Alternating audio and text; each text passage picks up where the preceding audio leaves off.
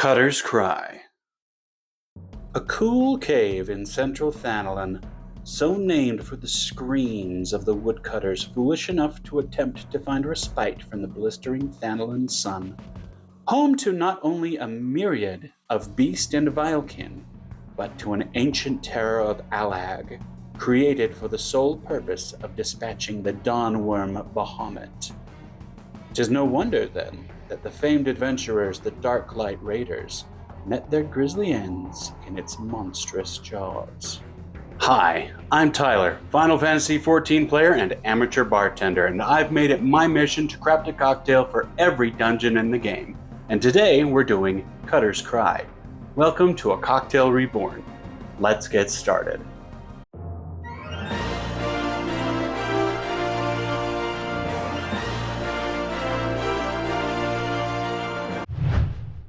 As one of only a handful of dungeons brought over from 1.0, Cutter's Cry was always a bit of an odd duck.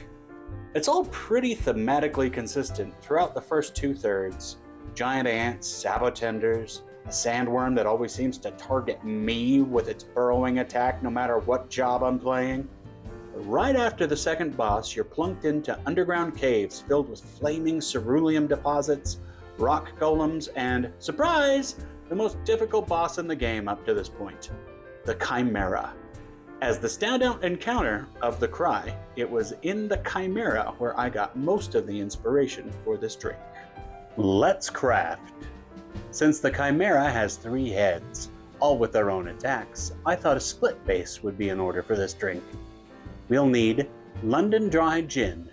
I'm using a local distiller's gin called Madame Paterini, named for the stage name of Brigham Morris Young, 34th son of the Mormon prophet Brigham Young, when she would sing operatic arias all over Utah. Next, we'll need a white rum, and I used Hamilton White Stache to get some pot still funk in there. Once you've dispatched the Myrmidian princess and her attendants, you're brought to an oasis lined with palm trees. So I thought some coconut would be nice here. We'll be using Old Nassau coconut rum, which is not quite a spirit at 60 proof and is definitely sweetened. You can use Malibu here as well, but I think this one's a bit nicer. For the ram's head, whose eyes glow blue, we'll need blue Curaçao, which in this case I just took a few ounces of Pierre Ferrand's dry Curaçao and added 1 drop of blue food dye. Friends don't let friends buy blue Curaçao. For the dragon's head, whose eyes glow purple, we'll be using creme de Violette. This can bully the rest of the drink, so I won't be using much. Then we'll need a lime for acidic balance. For some bitterness to counter all of this sweet, we'll add some grapefruit bitters. I use Bitter Housewife, but you can use any kind. Start by adding 4 dashes of the grapefruit bitters to your shaking tin. Follow that up with 3/4 of an ounce of lime juice, 1/2 an ounce of blue Curaçao, 1/2 an ounce of our coconut rum, 1 ounce white rum, and 1 ounce gin. Add ice and shake for 15 seconds. Get out your chilled martini glass. Add the 1/2 ounce of creme de Violette to the bottom of the glass. We're going to try to layer this, so we will be using a bar spoon. Place your spoon just above the line of the liqueur and strain the cocktail over the spoon, raising the spoon to just above the wash line as you pour. For garnish, if I remember my 6th grade science project on entomology correctly, an ant has a head, a thorax, and an abdomen.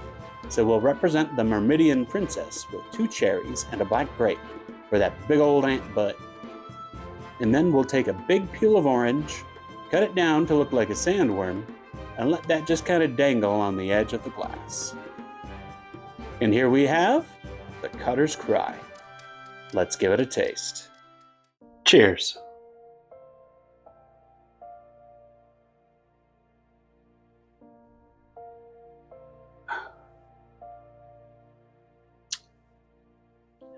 That is surprising.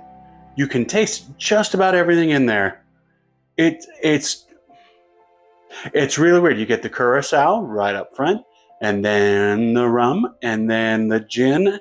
The lemon juice is a supporting player. It's not there like at all, really. It's just there to balance everything out. Haven't gotten the creme de violette yet. Let's move my Myrmidian princess out of the way and my sandworm.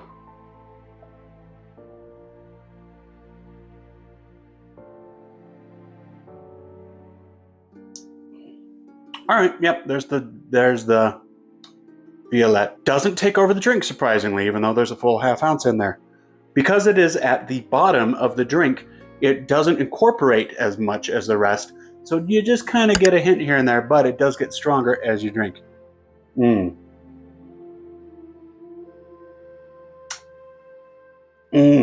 it's ice cold, like the ram's voice.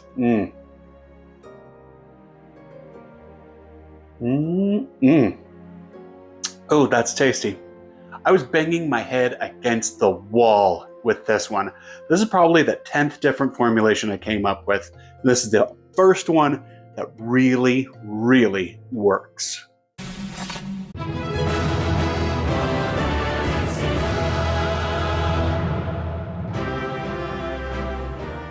And that is the Cutter's Cry. Sound off in the comments below if you decide to make this drink. I made this to my personal taste, so your mileage may vary. Please like, share, and subscribe if you liked the video, and stay tuned for the next one, which will be the Stone Vigil. And until then, pray, forgive us our delay. Cheers.